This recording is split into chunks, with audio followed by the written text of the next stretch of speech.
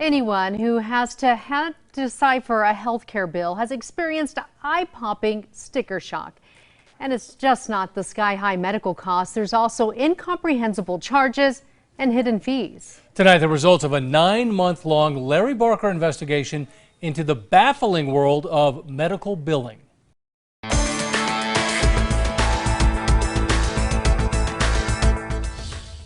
It's terrible. I mean, my wife was crying for 3 days. And I went, this has to be a mistake. This is another form of craziness in American healthcare. It's a symptom of sickness. Our healthcare system seems to be downright allergic to openness and transparency in medical billing. Exhibit number 1, cryptic charges that are indecipherable. I have never seen anything like this. I was totally taken aback when I received this bill out of the blue. Abby Ritz had an appointment with her Loveless doctor to discuss a change in medication. It was scheduled as a Zoom call, 10 a.m. on December 10th. But when the doctor failed to call, Abby left the house for a meeting. I'm driving down I-40. Here's my phone with, there's the doctor. I'm like, hello. It was a 2-minute phone call. Later, the bill arrived. On top of a $25 copay, Loveless added something extra.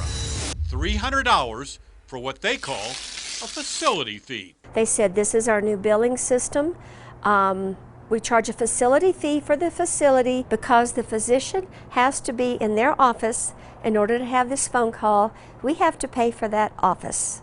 That's what they told me. I felt like it was unethical for them to charge a facility fee when I didn't enter the facility. The Loveless Medical Group started imposing facility fees last year on telehealth and in-person doctor visits. They say the fees are charged to cover the cost of maintaining the buildings. 5-minute telehealth visit, a $300 facility fee.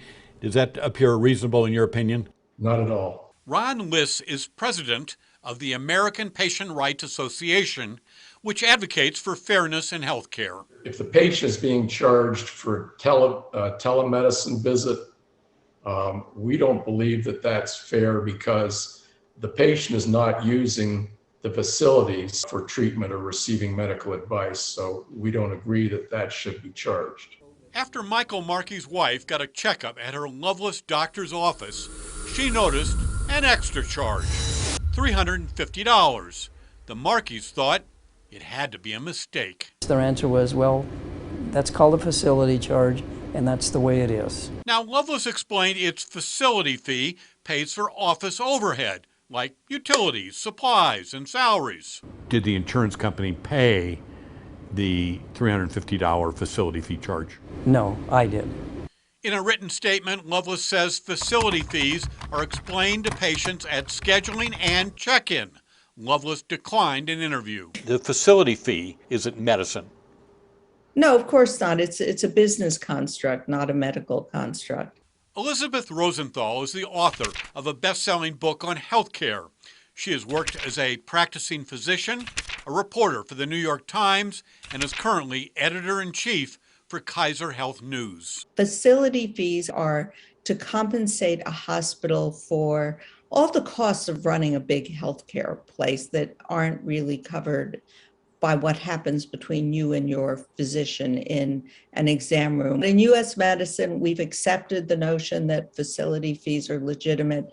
They were sort of like if when you went into Walmart, there was an admission charge. That's what a facility fee is. And then, just when you think you've seen it all, along comes Mary Maxwell.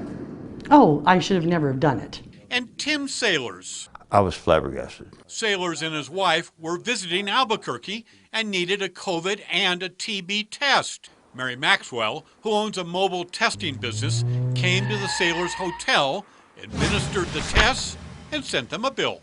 Now, the Sailors are not what you would call prompt bill payers. Over the next month, Maxwell made numerous unsuccessful attempts to collect the debt. And then she crossed the line. Maxwell sent Sailors an email. She threatened if payment is not received, then she will falsify the test results and report their tests as positive. Yikes. This is wrong, wrong, wrong. If you have a delinquent bill, you send it to a collection agency. You don't threaten, to falsify medical records. In hindsight, I wish I wouldn't have done it. I had an absence of judgment. I've never had someone not pay for a service in 15 years.